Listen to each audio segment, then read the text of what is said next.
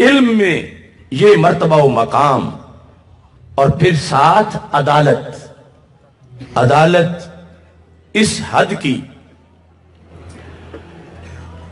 آج تو ایک یہ بھی کلچر چل پڑا ہے کہ لوگ اپنے جذبے، اپنی سوچ کو اور اپنے محبت کے جنون کو بھی اپنا امام قرار دے چکے ہیں، اس معنی میں کہ میں نے کسی کی نہیں سننی، جو میرا دل ہے میں نے ویسے ماننا ہے اور ویسے پیار کرنا.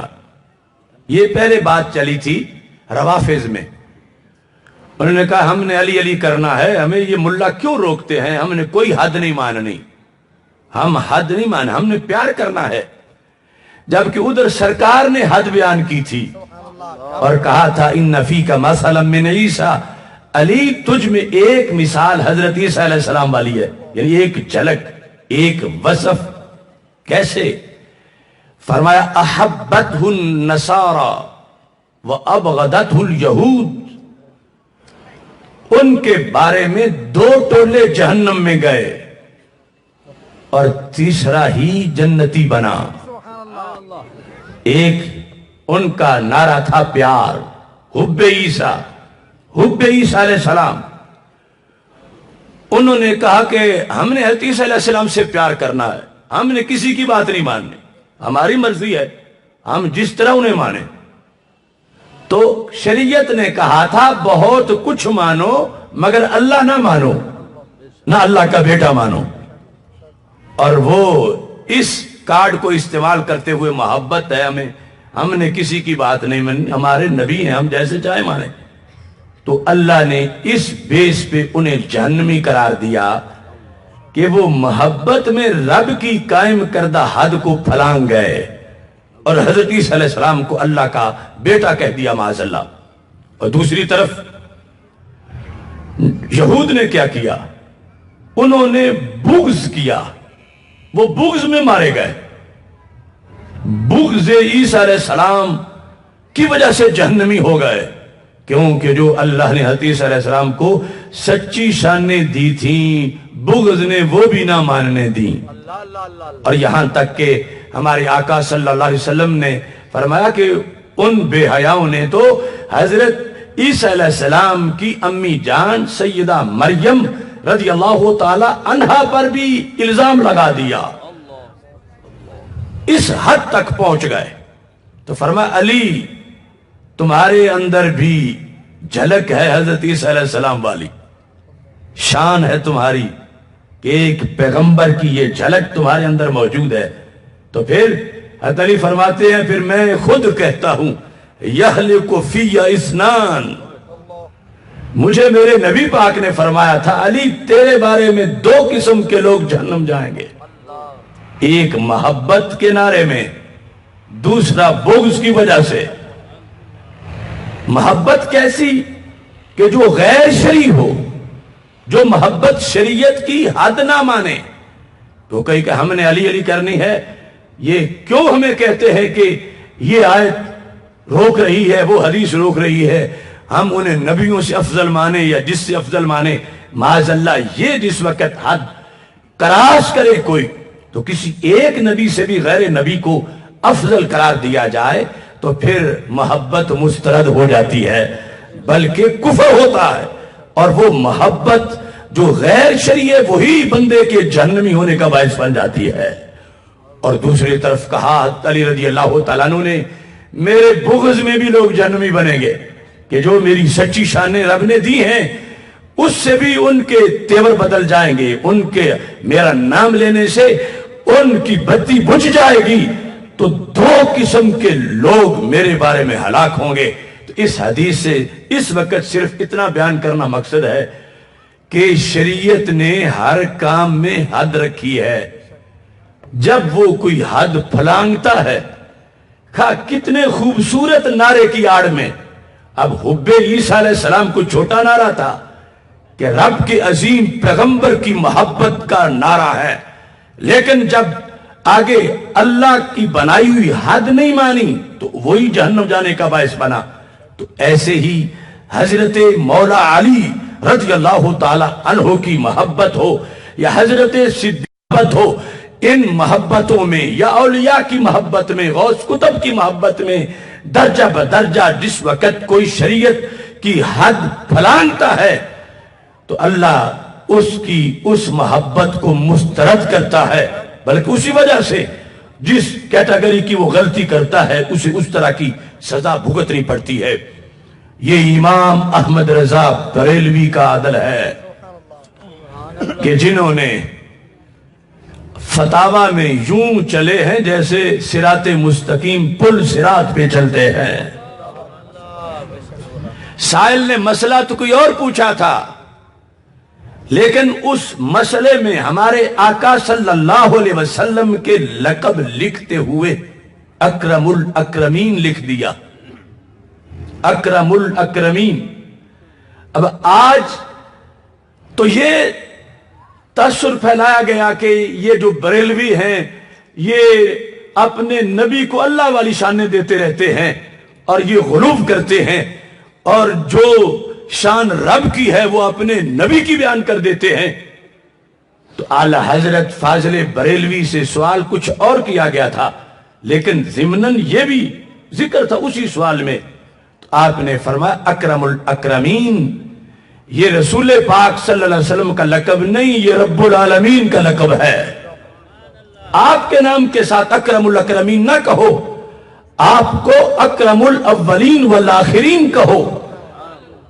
اب یہ ایک جگہ نہیں، اگر کسی نے نعت پڑھی ہے، اب میں وہ مصرع پڑھوں گا تو وہ غلطی بیان کرنے کے لیے اس کی جو اعلیٰ حضرت نے بیان کی، آپ نے سبحان اللہ نہیں کہنا، کیونکہ آج یہ بھی المیہ ہے کہ جو جتنی بڑی غلطی کرتا ہے اتنا اچھا اس کو اچھے طریقے سے داد دی جاتی ہے۔ بیچارے مجمع کو کیا پتا ہو کہ یہ بات غلط ہے یا صحیح ہے، وہ عام لوگ تو اپنے ذہن میں سوچیں گے کہ پھر صحیح کہہ رہا ہوگا یہ منبر پہ جو بیٹھا ہے۔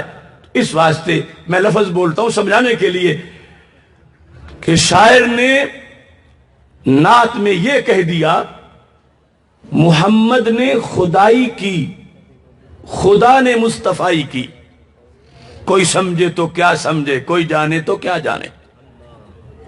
یہ فتاوی رضویہ شریف میں اس پر اعلی حضرت فاضل بریلوی رحمت اللہ علیہ نے تفصیل سے لکھا کہ دوسرا مصرع اس کی تو کوئی تعویل ہو سکتی ہے، خدا نے مصطفیٰ کی، استفاء کے لغوی معنی کے لحاظ سے چننا، لیکن پہلا جو حصہ ہے کہ محمد نے خدائی کی کا جو بھی تعویل کرو قائل کلمہ کفر سے بچ نہیں پائے گا۔ محمد نے خدائی کی، حالانکہ ایک ہے لفظ خدائی اور ایک ہے لفظ خدا، ان دونوں میں فرق ہے۔ خدائی تو مخلوق کو بھی کہا جاتا ہے کہ ساری خدائی ایک طرف، فضل الہی ایک طرف، تو خدائی کا لفظ خدا کے لفظ سے کہیں نیچے ہے۔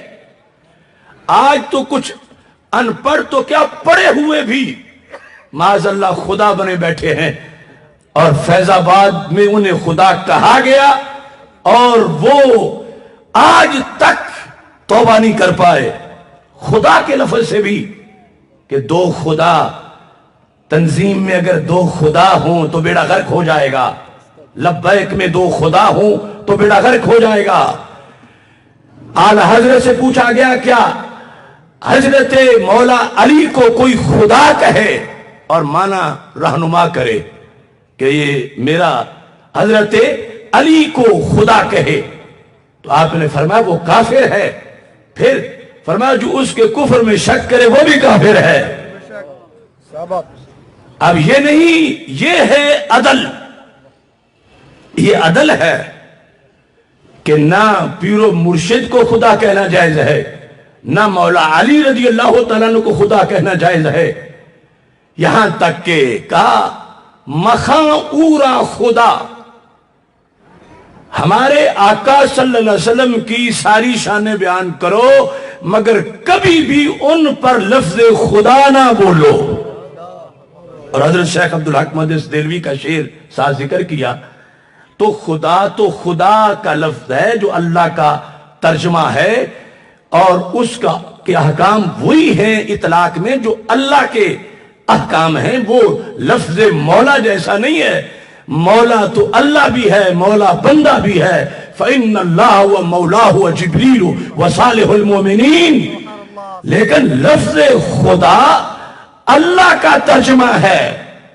اور یہ بھی حضور تاج الشریعہ نے اس وقت اپنے فتاوی میں لکھا، جب دیوبند والے اعلی حضرت کے ترجمے کی 8 آیتیں لکھ کے لے آئے کہ یہاں اللہ کا ترجمہ امام احمد رضا نے خدا کیا ہے اور اللہ کا ترجمہ خدا بنتا نہیں ہے، تو حضور تاج الشریعہ نے کہا کہ صرف اللہ ہی خدا ہے، اللہ کا ترجمہ ہی تو خدا ہے، اللہ کے سوا اور کسی کو خدا کہہ ہی نہیں سکتے۔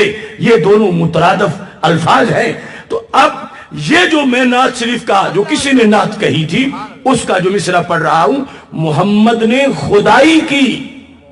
اب یہاں پر چونکہ اگرچہ لفظ خدائی کا ایک معنی مخلوق بھی ہے، مگر یہاں وہ لیا نہیں جا سکتا، اور یہاں وہ جو خدا کے قریب والا ہے وہ معنی ہے۔ تو اعلی حضرت نے فرمایا ایسی نعتیں پڑھنے کی ہمارا دین اجازت نہیں دیتا۔ ہمارے دل میں عشق اتنا ہے کہ ہم کہتے ہیں پیش نظر وہ نو بہار، سجدے کو دل ہے بے قرار، مگر روکیے سر کو روکیے، ہاں یہی امتحان ہے۔ آگے شریعت کی حدیں ہیں، ان حدود کو پیش نظر رکھنا ہے۔ تو اس بنیاد پر آپ نے یعنی اس قدر پہرا دیا۔ جب بر صغیر پاک و ہند میں کچھ لوگ گاندھی کو مہاتما گاندھی کہہ رہے تھے، اور اس کو عام آج تک ہمارے سکول کی کتابوں میں اور ایک مذہبی طبقہ مہاتما گاندھی کہتے ہیں، مہاتما گاندھی نے کہا، مہاتما گاندھی۔ وہ دوسرا ٹولہ تو اس کو رسول السلام بھی کہہ رہا تھا، اور ممبروں پہ بٹھا کے اکھنڈ بھارت کا اس کا موقف آیات سے ثابت کر رہے تھے۔ لیکن امام احمد رضا بریلوی نے کہا گاندھی کو مہاتما کہنا حرام ہے۔ کیوں؟ فرمایا یہ جبریل امی کا لقب ہے، تو جبریل امی کی عزت پہ بھی پہرا دیں گے۔ اس بنیاد پر یعنی میں صرف وہ مثال دے رہا ہوں لفظ عادل کی، عادل کی اتنا بڑا پہرا۔ آپ سے پوچھا گیا کہ اگر کوئی شخص ہمارے آقا صلی اللہ علیہ وسلم کا نام لے کر 7 لفظ صاحب بولے، کیسے؟ محمد صاحب، تو یہ کیسا ہے؟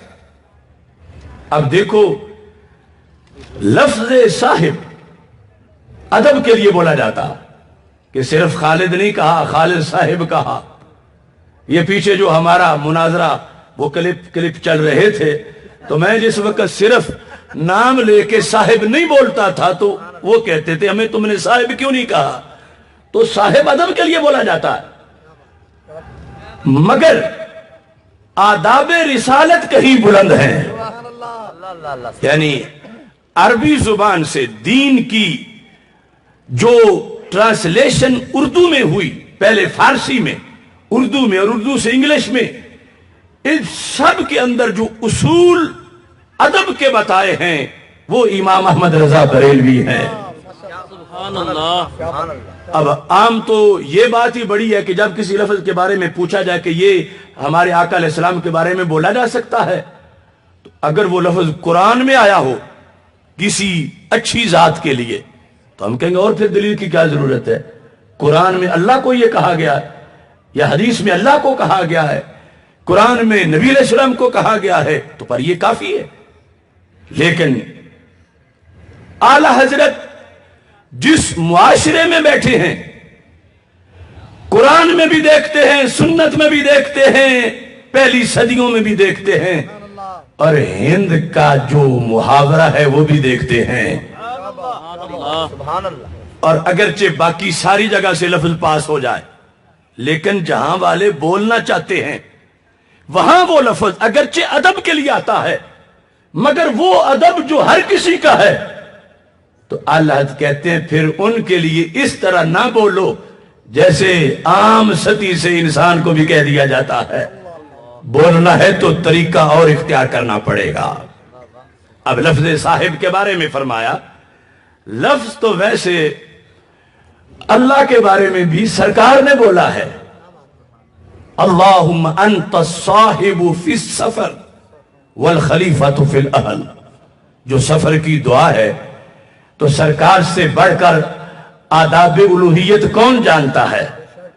سرکار اللہ کو صاحب کہہ رہے ہیں، انت صاحب فی السفر، رب سفر میں بھی تو ہی میرے ساتھ ہے اور پیچھے میرے گھر کا نگہبان بھی تو ہی ہے۔ اب لفظ صاحب آ گیا عربی زبان کا اور بولا گیا ہے اللہ کی ذات پر، اور بولنے والے ہیں سرکار مدینہ صلی اللہ علیہ وسلم۔ تو کتنا بڑا لفظ ہے اور کتنی بڑی ذات کے بارے میں ہے، اور کتنی بڑی ذات وہ لفظ بولنے والی ہے۔ مگر اعلی حضرت کہیں گے وہ عربی میں ہے، وہ نام کے ساتھ یوں نہیں کہ اللہ صاحب یا محمد صاحب، یہاں اس طرح بولا جا رہا ہے، اور اس طرح ہمارے عرف میں اور بھی نام بولے جاتے ہیں۔ دوسرا فرمایا یہ تو لفظ صاحب تو قرآن میں بھی ہے، وَالنَّجْمِ إِذَا هَوَا مَا ضَلَّ صَاحِبُكُمْ وَمَا غَوَا۔ جب ہمارے آقا صلی اللہ علیہ وسلم معراج سے واپس لوٹے تو اللہ فرماتا ہے تمہارے صاحب نہ بھولے نہ بھٹکے۔ تو اب یہاں رب نے صاحب کہا کس کو؟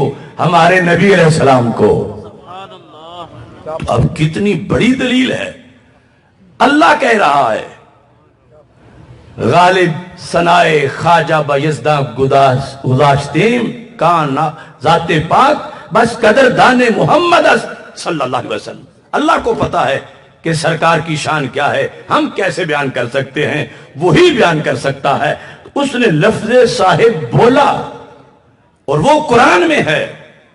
تو اب اعلی حضرت رحمت اللہ علیہ نے یہ لکھ کر اس کے بعد فرمایا کہ اب ہم اپنے معاشرے میں دیکھتے ہیں کہ اس لفظ کا مستحق بننے کے لیے بندے میں کیا کیا صفتیں ہونی چاہیے کہ پھر اس کو صاحب کہا جائے۔ تو فرمانے لگے کہ ہمارے عرف میں یہ لفظ تو یوں بولا جاتا ہے، کیسے؟ پنڈت صاحب، پادری صاحب، شیخ صاحب، مرزا صاحب۔ جو صاحب کا لفظ ہمارے عرف میں نام کے بعد پنڈت بھی جس کا مستحق ہے، جو پادری کے لیے بھی بولا جاتا ہے، فرمایا اس طرح اپنے عرف میں لفظ صاحب اس ترکیب کے ساتھ کہ سرکار کے نام کے بعد یوں کہو ادھر پنڈت صاحب اور ادھر محمد صاحب، تو میں اس کی اجازت نہیں دوں گا۔ محمد صاحب کہنا کہا جائز نہیں۔ تو پھر قرآن میں جو آیا، جو سنت میں آیا، فرمایا وہ یوں آیا، کس طرح کہ کہو تو یوں کہو کہ حضرت محمد مصطفیٰ صلی اللہ علیہ وسلم میرے آقا ہیں، میرے مولا ہیں، میرے مالک ہیں، میرے صاحب ہیں۔ نعرہ تکبیر، نعرہ رسالت، نعرہ رسالت، نعرہ رسالت، نعرہ تحقیق، نعرہ حیدری، نعرہ غوثیہ، حضور کنز العلماء فقیر اسلام۔ لبیک یا رسول اللہ، لبیک لبیک لبیک یا رسول اللہ، لبیک لبیک لبیک یا رسول اللہ، لبیک لبیک لبیک یا رسول اللہ، لبیک لبیک۔ اب ایسے ہی ایلچی قاصد یہ لفظ ابھی دوسرے طرف والا تو میں بتا نہیں رہا کہ دوسرے اس عہد میں بر صغیر میں کیسے چھوٹے لفظوں سے منصب نبوت بیان کر رہے تھے، اور ادھر امام احمد رضا بریلوی یعنی وہ لفظ جو قرآن و سنت میں آئے ہیں ان کے آگے پھر شریعت کے تقاضوں کے مطابق بھی شرطیں ڈھونڈ رہے تھے کہ ہم نے اردو میں بولنا ہے اور اس طرح بولنا ہے، تو پھر اس کے لیے یہ شرائط لگائی جائیں۔ کہا گیا کہ کیا رسول اکرم صلی اللہ علیہ وسلم کو ایلچی قاصد کہہ سکتے ہیں؟ تو اعلی حضرت فاضل بریلوی رحمت اللہ علیہ نے کہا کہ شان نبوت سے یہ لفظ بہت چھوٹا ہے۔ کیوں چھوٹا ہے؟ فرمایا کہ ایلچی کا کوئی اختیار نہیں ہوتا اس کا کام صرف خبر پہنچانا ہوتا ہے، اور حضرت محمد مصطفیٰ صلی اللہ علیہ وسلم صرف رب کی خبریں دینے نہیں آئے، رب نے انہیں مختار بھی بنایا ہے۔ حضرت اقرا بن حابس آ کے پوچھیں، جب سرکار فرمائیں یا ایھا الناس کتب علیکم الحج فحجوا، لوگوں تجھ پہ حج فرض کیا گیا تم حج کرو، تو حضرت اقرا پوچھیں العامنا ھذا ام للابد، حج اسی سال کے لیے یا ہمیشہ کے لیے؟ صاحب استطاعت نے ہر سال کرنا ہوتا ہے یا ایک بار؟ ہمارے آقا علیہ الصلوۃ والسلام نے چہرہ پھیر لیا، وہ دوسری طرف سے پوچھنے آ گئے، آپ نے پھر جواب نہ دیا، انہوں نے پھر پوچھا، آپ فرمانے لگے بخاری مسلم میں لو قلت نعم لوجبت ولما استطعتم، اگر میں نے ہاں کہہ دیا تو ہر سال ہی فرض ہو جائے گا، لیکن پھر کرنا مشکل ہوگا۔ یہ ہے جو بریلی کے تاجدار نے کہا، وہ زبان جس کو سب کن کی کنجی کہیں، اس کی نافذ حکومت پہ لاکھوں سلام۔ خبر دینے والا، پیغام دینے والا تو معمولی سا بھی تبدیلی نہیں کر سکتا، اختیار نہیں۔ اور ان کا اختیار کیا ہے؟ سرکار دو عالم صلی اللہ علیہ وسلم کے لفظ سنو، لو قلت نعم لوجبت، اگر میں نے ہاں کہا تو ہر سال فرض ہوگا، اگر میں نے ہاں کہا تو ہر سال فرض ہوگا، اور اگر میں چپ رہا ہوں جیسے تمہارے پوچھنے پر تو زندگی میں ایک بار ہے، ہر سال نہیں ہے۔ اگر میں نے ہاں کہا تو ہر سال فرض ہوگا، اس میں کوئی شک نہیں۔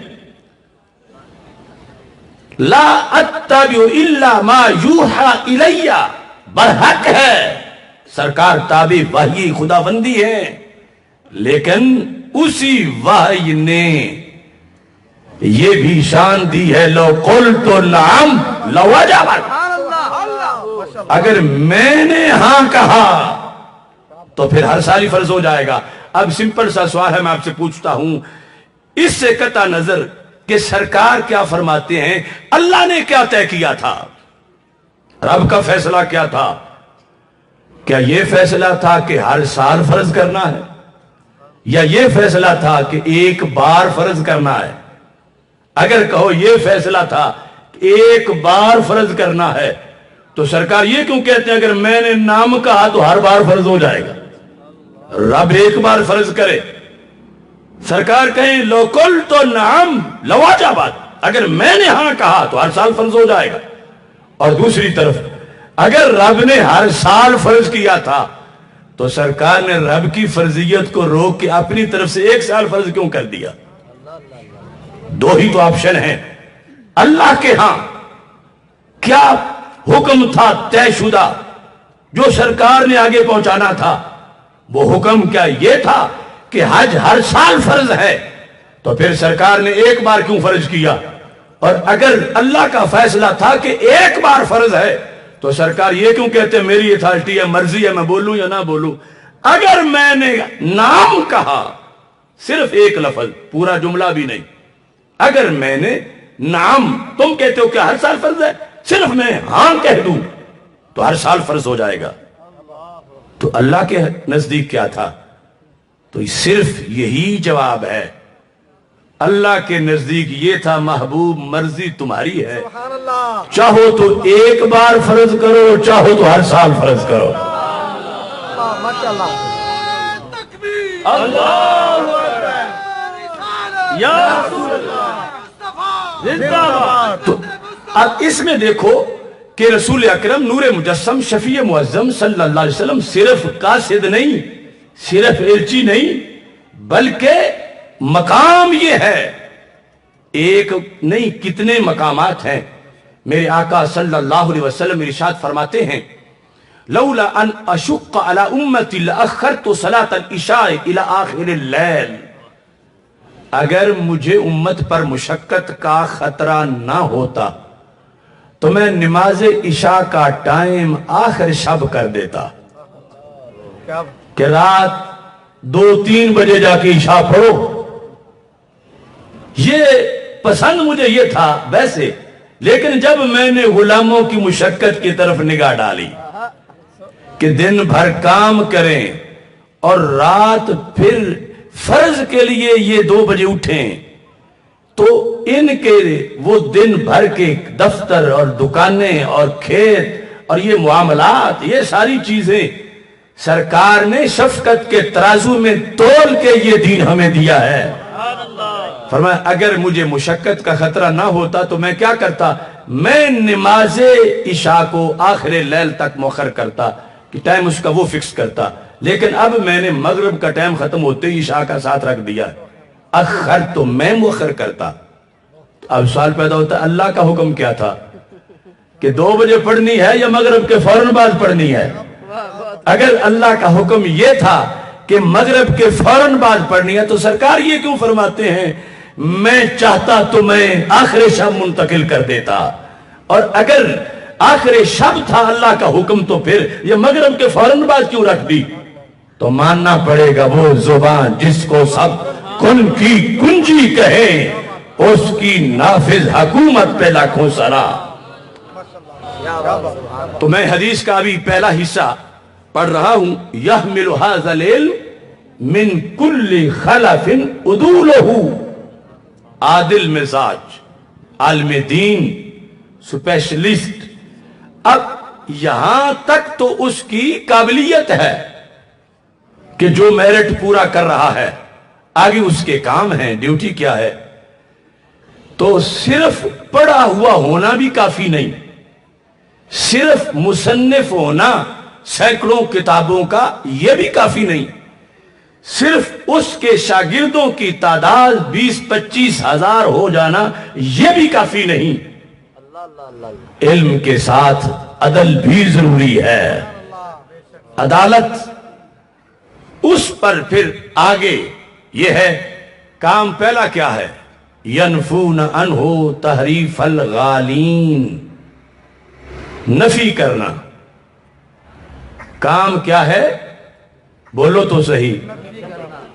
اور ہمیں کہتے ہیں کوئی یہ تم نہ کوئی مثبت ہی تقریر کرو،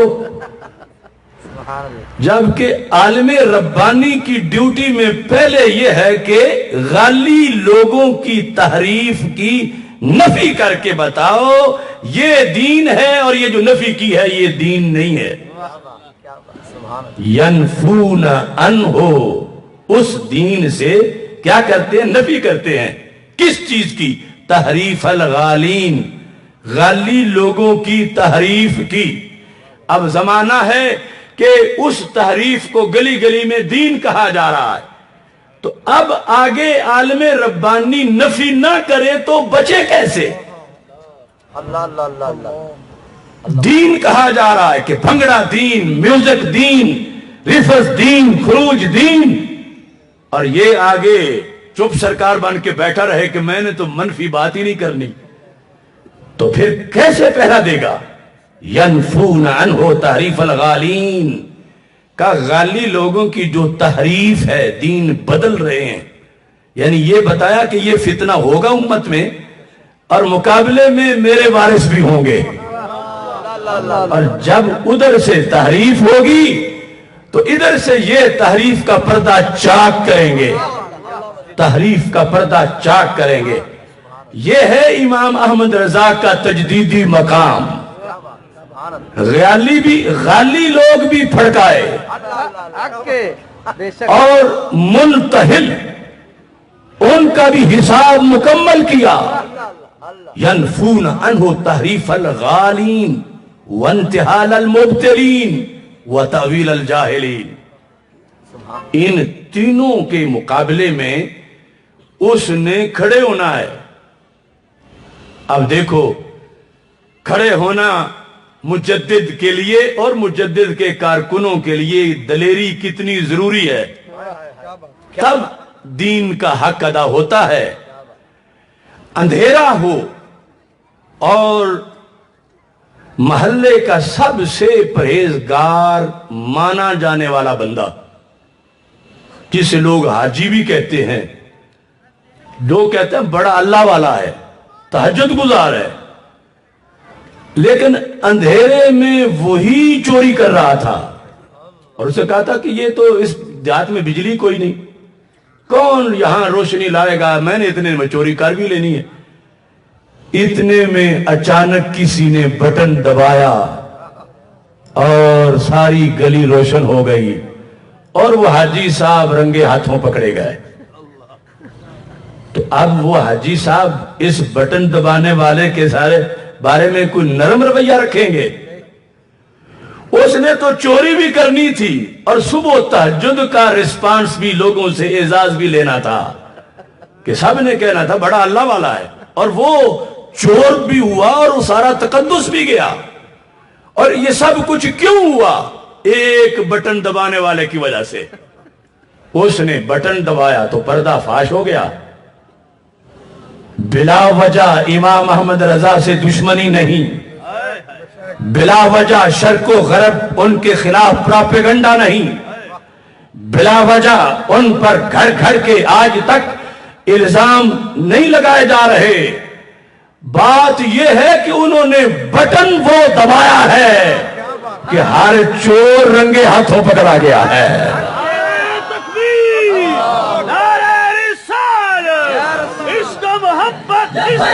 لبيك يا رسول الله لبيك لبيك لبيك يا رسول الله لبيك لبيك لبيك يا رسول الله لبيك لبيك لبيك يا رسول الله لبيك لبيك لبيك يا رسول الله لبيك यनफून अन्हु तहरीफ अलगालीन, जो जिस वक्त यानी मुजद्दिद और मुजद्दिदी कारकुन इमाम अहमद रजा और रिजवी ये यनफून अन्हु तहरीफ अलगालीन, ये सरकारे दो आलम सल्लल्लाहु अलैहि वसल्लम की तरफ से पढ़ जाने के बाद आखिरी सांस तक ये काम दिया गया है कि चुप सरकार बन के नहीं बैठना, बल्कि मैदान में उतरना है।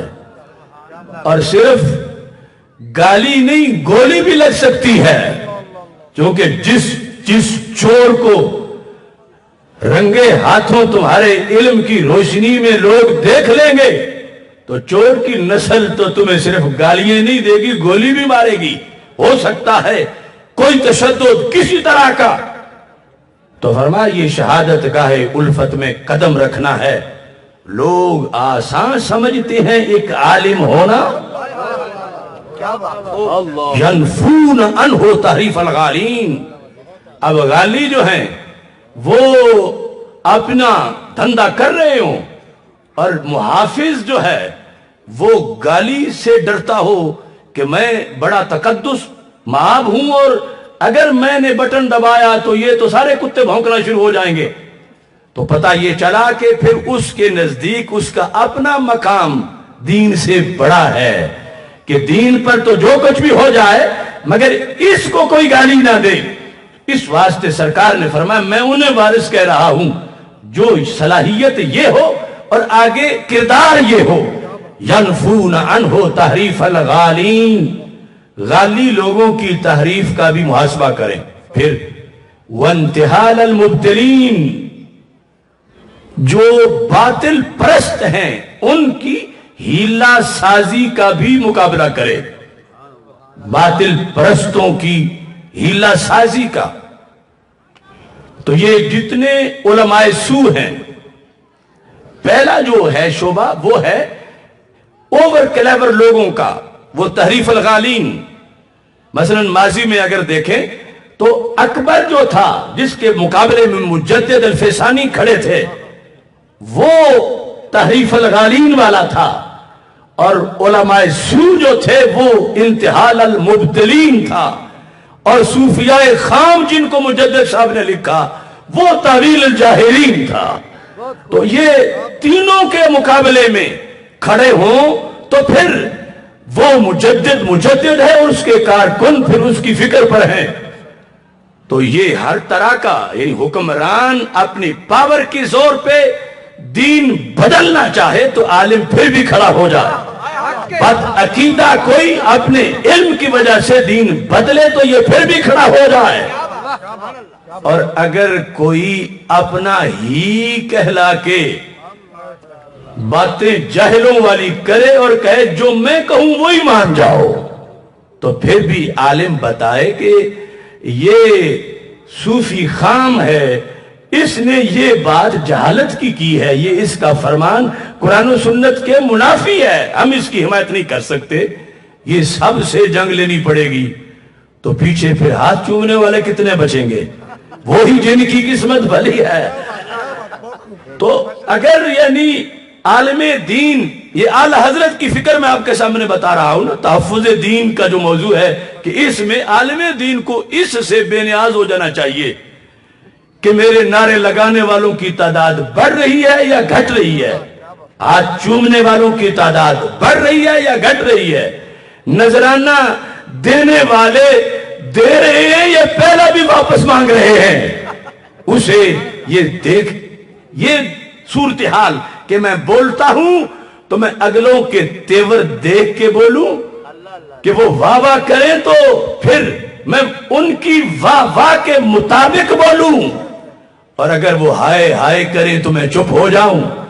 عالم ایسا نہیں ہوتا، چونکہ اس کے لیے اس نے اپنی ڈیوٹی کرنی ہے، اور جب وہ ڈیوٹی پہ ہے، سرکاری ڈیوٹی پہ، سرکاری ڈیوٹی پہ، میرے امام نے کہا تھا نا، بجز سرکار سر کار ایجاد سروکار بسرکار ندارم، بجز سرکار سر کار ایجاد، کار ایجاد ہے نا زمانے کی جہاں کی تخلیق، اور اس کا سر کون ہے؟ ہمارے آقا صلی اللہ علیہ وسلم۔ آپ کا کام، آپ کی لگائی ہوئی ڈیوٹی، میں اس سرکاری کی بات کر رہا ہوں، بجز سرکار سر کار ایجاد سروکار بسرکار ندارم۔ تو یہ ڈیوٹی کے وقت کسی کے تیور بدلنے سے روئے سخن بدل جائے تو پھر پیچھے سے جہاں سے فیض آ رہا تھا وہ آنا بند ہو جائے گا۔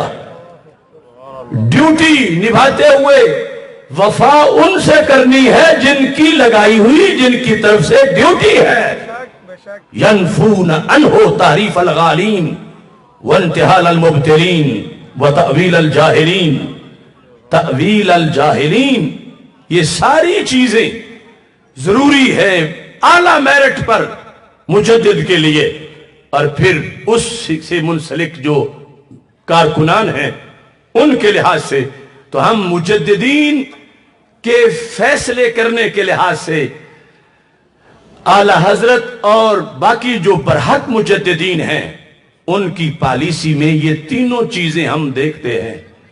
یعنی پتہ چلا کہ مجدد ہونے کے لیے، مجھے وہ لاہور کانفرنس ہو رہی تھی نا، تو کسی نے پوچھا تھا کہ مرزا قادیانی کو مجدد کہہ سکتے ہیں؟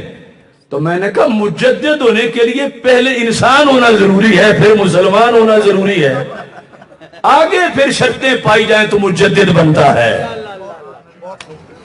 آج کچھ لوگ کتابوں کی تعدادیں گن کے کہتے ہیں فلاں مجدد ہے، تو کتابوں کی تعداد سے مجدد نہیں بنتا، مجدد طوفانوں کے سامنے کتابوں کے ہمراہ کھڑے ہو جانے سے بنتا ہے۔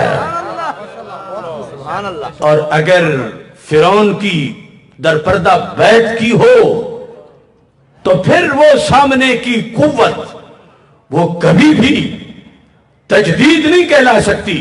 تو اعلی حضرت فاضل بریلوی رحمت اللہ علیہ نے یہ سارے محاذ جو تین ہیں ان کے آگے درجنوں شبہات ہیں، آپ نے اپنے علم سے، اپنے قلم سے، ہر لحاظ سے آخری سانس تک اللہ کے فضل سے پہرا دیا اور دین محفوظ کیا۔ آج ہم جو سینوں میں نور رکھتے ہیں، برے صغیر پاک و ہند کے دیگر اولیاء کا جہاں بہت بڑا کردار ہے، وہاں امام احمد رضا بریلوی کا بھی بہت بڑا کردار ہے۔ اس بنیاد پر میں صرف ایک مثال دے کر اپنی بات ختم کرتا ہوں۔ تاویل جاہلین اور انتحال مبتلین، لفظ تعظیم پر آ کر برصغیر میں دھاندلی شروع ہوئی، اور یہ کہا گیا کہ اللہ کے سوا کسی کی تعظیم کریں تو شرک ہے. مطلقاً لفظ تعظیم، یہ نہیں کہ تعظیم تعبدی. سینکڑوں کتابوں میں لکھ دیا اللہ کے سوا اگر کسی کی تعظیم کریں، اگرچہ نبی ولی کی کسی کی بھی اللہ کے سوا، تو وہ شرک ہے. جب یہ بات بتائی جا رہی تھی اور ستم بالا، ستم یہ ہے کہ ساتھ اس کی دلیلیں بھی دی جا رہی تھی. مثال کے طور پر جو اسماعیل دہلوی نے کہا کہ نبی کا خیال نماز میں آ جائے تو گائے گدھے کے خیال سے معاذ اللہ برا ہے. کیوں؟ کہتا ہے نبی کا آیا تو تعظیم سے آئے گا. نماز رب کی ہو، تعظیم نبی کی ہو تو نماز ٹوٹ جائے گی. گائے کا آیا تو تعظیم کے بغیر آئے گا تو گائے کا خیال آئے گا، نماز ہو جائے گی. بیوی کا خیال آیا تو تعظیم کے بغیر آئے گا، لہذا اس کے خیال سے تو نماز ہو جائے گی. مگر معاذ اللہ یہ کہنے لگا کہ نبی کا خیال نماز میں نہیں آنا چاہیے. کیوں؟ تعظیم روکتی ہے، تعظیم کی وجہ سے نہیں آنا چاہیے. یہ نمازیں ہیں جن کے بارے میں اقبال نے یہ کہا تھا سطوت توحید قائم جن نمازوں سے ہوئی وہ نمازیں ہند میں نظر بریمن ہو گئیں. عجیب بات ہے کہ جنہوں نے نماز دی ہے، شوق تیرا گر نہ ہو میری نماز کا امام، میرا قیام بھی حجاب، میرا سجود بھی حجاب.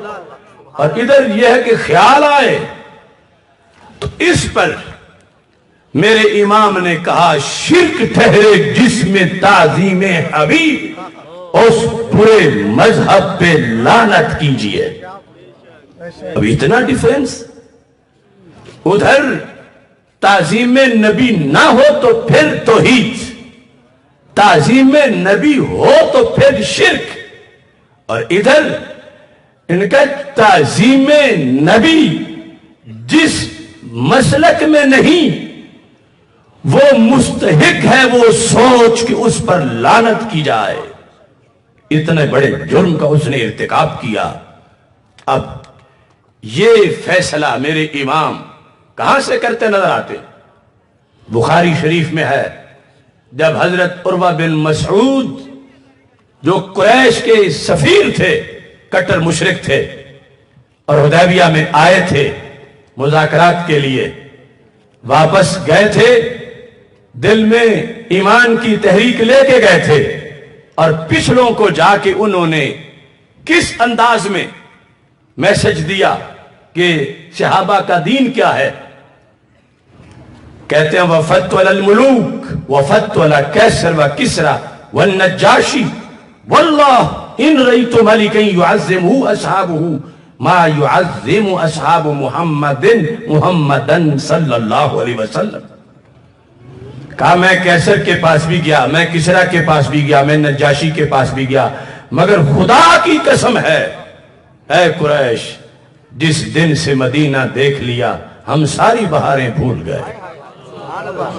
قریش حیران کے سونے کی کرسیوں پر تو اس کا دل نہیں مچلا، کیسر کے دربار میں کسرا کے قالین دیکھ کر تو اس کا دل ادھر مائل نہیں ہوا. حدیبیہ میں پتوں کے بچھونے، اینٹوں کے سرانے، یہ کیا دیکھ کے دل دے بیٹھا ہے؟ کیا تھا جو تجھے وہاں نظر آیا اور کہیں نظر نہیں؟ تو اس نے لفظ کیا بولے؟ اس نے کہا جو تعظیم اصحاب نبی کرتے ہیں اپنے نبی کی، جو تعظیم رسول اللہ صلی اللہ علیہ وسلم کے اصحاب سرکار کی کرتے ہیں، یہ کسی بادشاہ کے درباری اس بادشاہ کی نہیں کرتے.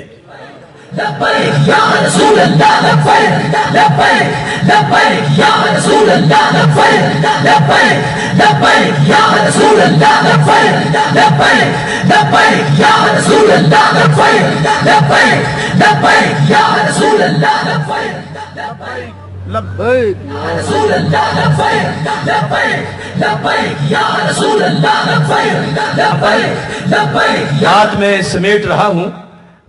تعظیم کا لفظ بولا، تعظیم سے کیا وہ قریش کو یہ مطلوب ہے کہ پھر تعظیم کیا ہوتی ہے؟ اب دیکھنا جو حدیبیہ میں تھی، آج میرا چیلنج ہے دنیا کے چوک میں کھڑے ہو جاؤ، وہ حدیبیہ جسے صحابہ جس کو تعظیم قرار دے رہے تھے، اور دشمن نبی کو بھی محسوس ہو گیا کہ بادشاہوں میں اور نبیوں میں بڑا فرق ہے، وہ آج چمک دیکھو گے تو سنی کے سینے میں نظر آئے گی، ان پڑھ ہے تو پھر بھی آئے گی، پڑھے ہوا تو ویسے ہی نور علی نور ہے۔ کیا تعظیم تھی؟ ان رأیت ملک یعظمہ اصحابہ، یہ عظم یعظم تعظیما، بخاری کہہ رہی ہے، بخاری میں حدیث کہ صحابہ کی تعظیم نبی نے مشرک کا شرک برباد کر دیا۔ تعظیم نبی دیکھی تو شرک ٹوٹ گیا۔ اور بر صغیر میں کچھ توحید پرست کہہ رہے تھے کہ تعظیم نبی ہو تو موحد بھی مشرک بن جاتا ہے۔ یہ دھاندلی روکی امام احمد رضا بریلوی نے، تحفظ دین کو فراہم کیا۔ اب صفہ والے، حدیبیہ والے کیا کر رہے تھے کہ ایک کافر و مشرک کو وہ چیز سر فہرست سب سے زیادہ اہم نظر آئی، اور پچھڑوں کو جا کر نماز کا حوالہ نہیں دے رہا ہے تو سرکار کے صحابہ کی تعظیم کا حوالہ دے رہا ہے۔ کہا کہ ان تنخم النبی نخامتا الا وقت فی کف رجل منہم فدانا کا بہا وجہ وجلدہ۔ قریش تعظیم اسے کہتے ہیں۔ اب ڈیفینیشن سنو تعظیم کی، اور یہ کہیں تجھے دیگر کیمپ میں نظر نہیں آئے گی، سنی ان پڑھ ہوگا پھر بھی سینے میں ہوگی۔ کیا تعظیم کر رہے؟ تو عروہ نے کہا میں نے دیکھا کیسر نے تھوکا، تھوک زمین پہ گرا، ہلچل نہیں مچی اس کے خادموں میں کہ کہیں تھوک کی بے ادبی نہ ہو جائے، نیچے ہاتھ کریں۔ کسرا نے تھوکا تو تھوک زمین پہ گرا، نجاشی نے تھوکا، تھوک زمین پہ گرا۔ اس تھوک کی عزت کے لیے، ادب کے لیے اٹھ کے کوئی نہیں دوڑا، مگر خدا کی قسم ہے حضرت محمد مصطفیٰ صلی اللہ علیہ وسلم کے مقدس ہو جو لعاب دہن جدا ہوا تو صحابہ اس کے ادب کے لیے بھی دوڑے۔ تو مطلب کیا بنا تعظیم؟ تعظیم یہ ہے صحابہ کے ہاں جو دشمن نبی پر بھی اثر کر گئی اور کلمہ اسے پڑھا دیا کہ امتی نبی سے کبھی بھی برابری نہ کرے اور کبھی بھی نبی کو اپنے جیسا نہ سمجھے، بلکہ سرکار کے لعاب کا بھی ادب کرے، اور جسے لعاب ملے فدانا کا بیا وجہ ہو، وہ صحابہ وہ لعاب اپنے ماتھے پہ لگا رہے تھے۔ یہ چیز ان 5 چیزوں میں پہلی عروہ بن مسعود نے بیان کی، کہا کہ یہ تعظیم ہوتی ہے۔ اب آج ہمیں لعاب دہن تو میسر نہیں، یہ لائٹنگ ہے، اس پر دوسرے فرقے کا تبصرہ کہ یہ بھی کوئی محبت ہے، یہ بھی کوئی دین ہے، یہ بھی کوئی کرنے والا کام ہے۔ تو میں پوچھتا ہوں وہ جو صحابہ لعاب دہن ماتھے پہ لگا رہے تھے وہ 2 رکعت نماز تھی یا رمضان کا روزہ تھا یا کعبے کا حج تھا، صفا مروہ کی سعی تھی یا عرفات کا وقوف تھا، وہ کیا تھا اس کا سٹیٹس دین میں فرائض کے لحاظ سے؟ تو کبھی اندرونی محاذ پر فرائض دیکھے جاتے ہیں اور ان کا مقام و مرتبہ اور چھٹی نہیں، اور کبھی یہ دیکھا جاتا ہے کہ دین میں اگرچہ فرض نہیں، دیکھنا ہے کہ دشمن پہ گولا کس سائز کا پڑا ہے۔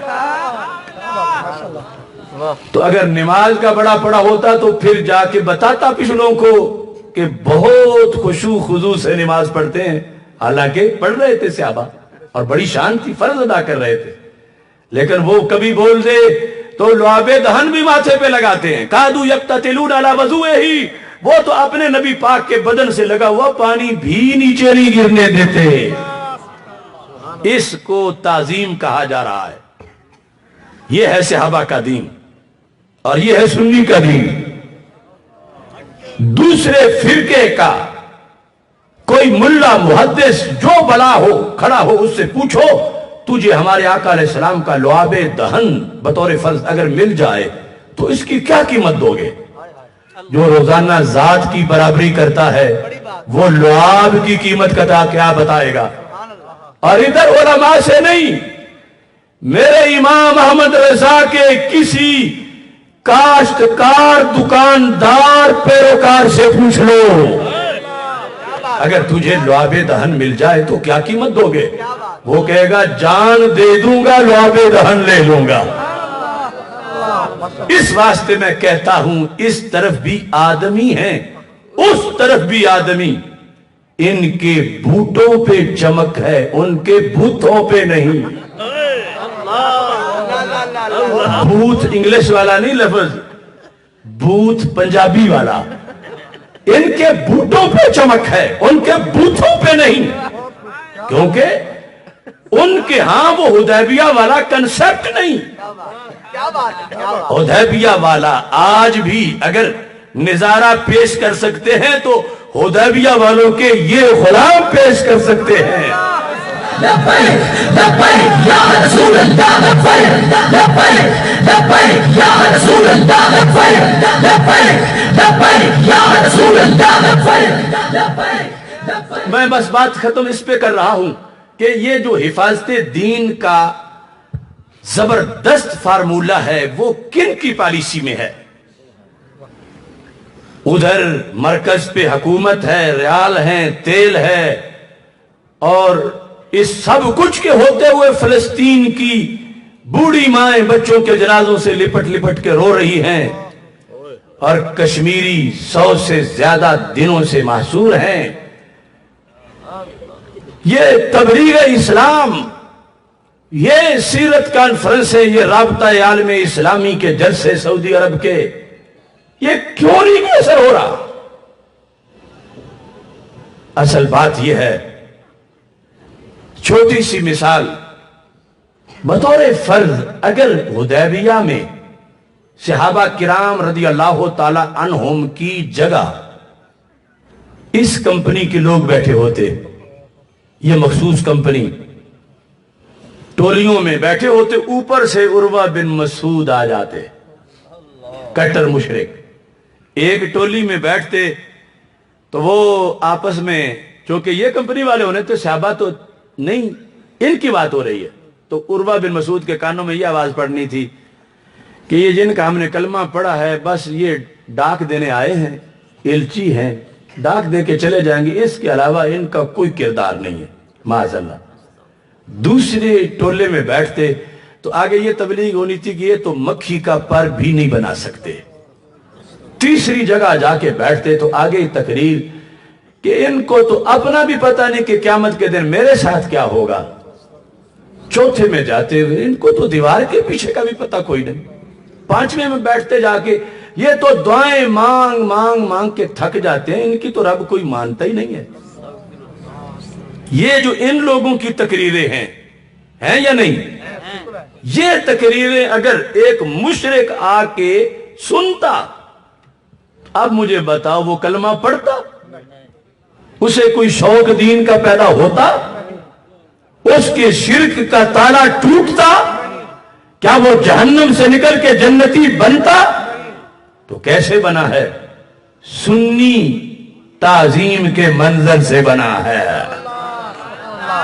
لعاب دہن ماتھے پہ لگایا ہے تو ادھر شرک ٹوٹا ہے. یہ دوئی کرنے میں لگے ہوئے ہیں، کہتے ہیں شرک ہر کام میں ہے، یہاں تک بڑھتے بڑھتے بڑھتے بڑھتے شرک فی المحبہ کی قسم بھی ڈھونڈی. محبت میں شرک، وہ کیا کہ جیسی اللہ سے ہے ایسی نبی سے نہیں ہونی چاہیے، ورنہ شرک فی المحبہ ہو جائے گا.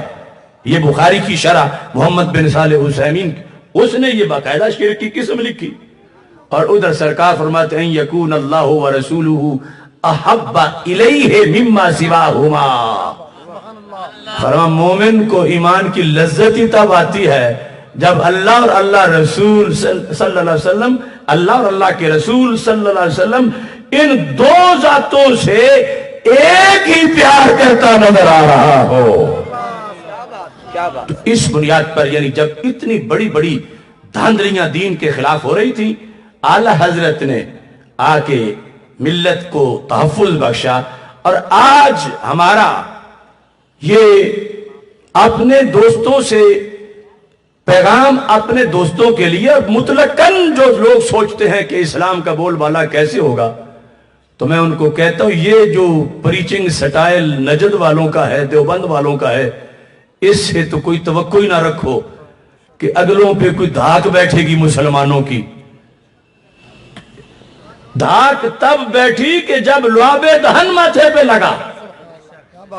اور اگر اگلے یہ سمجھے کہ یہ تو نبی کو اپنے جیسا کہتے ہیں، تو وہ کہیں گے ہم نے خاکے بنائے پھر بھی یہ کیا کر سکتے ہیں، یہ اپنے جیسے جو کہتے ہیں تو ہم نے لکیروں کو ان کے نبی جیسا کہہ دیا ہے.